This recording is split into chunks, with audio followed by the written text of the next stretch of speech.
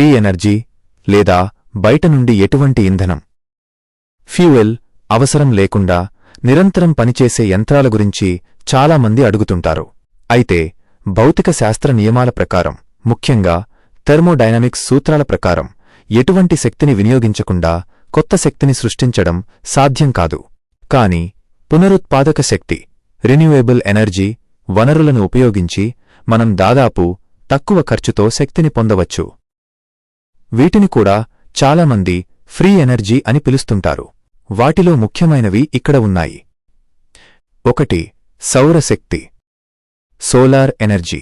సూర్యరశ్మిని ఉపయోగించి విద్యుత్తును తయారు చేయడం అత్యంత ప్రాచుర్యం పొందిన పద్ధతి.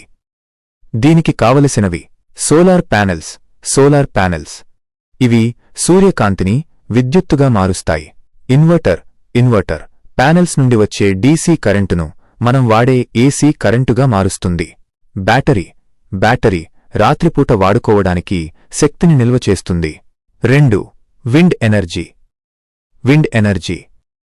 గాలి ఎక్కువగా వీచే ప్రాంతాల్లో గాలి మిల్లుల ద్వారా విద్యుత్తును తయారు చేయవచ్చు. టర్బైన్ బ్లేడ్లు గాలికి తిరుగుతాయి. జనరేటర్ తిరుగుతున్న శక్తిని విద్యుత్తుగా మారుస్తుంది. 3. అయస్కాంత శక్తి. Magnetic energy experimental. చాలామంది అయస్కాంతాలను మ్యాగ్నెట్స్ ఉపయోగించి మోటార్లను నిరంతరం తిప్పే ప్రయోగాలు చేస్తుంటారు. అయితే ఇది శాశ్వతంగా పర్పెచువల్ మోషన్ సాధ్యం కాదని సైన్స్ చెబుతుంది.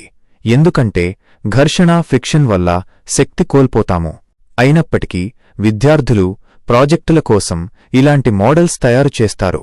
నియోడైమియం అయస్కాంతాలు, neodymium magnets, copper wire, bearings.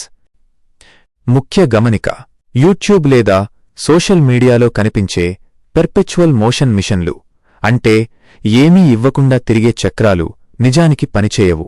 అవి చిన్న బ్యాటరీలు లేదా దాగి ఉన్న వైర్ల ద్వారా నడుస్తాయి. శక్తిని ఒక రూపం నుండి మరొక రూపంలోకి మార్చవచ్చు తప్ప శూన్యం నుండి సృష్టించలేము. మీరు స్కూల్ ప్రాజెక్టు కోసం ఏదైనా మోడల్ తయారు చేయాలనుకుంటున్నారా? అలా అయితే చెప్పండి.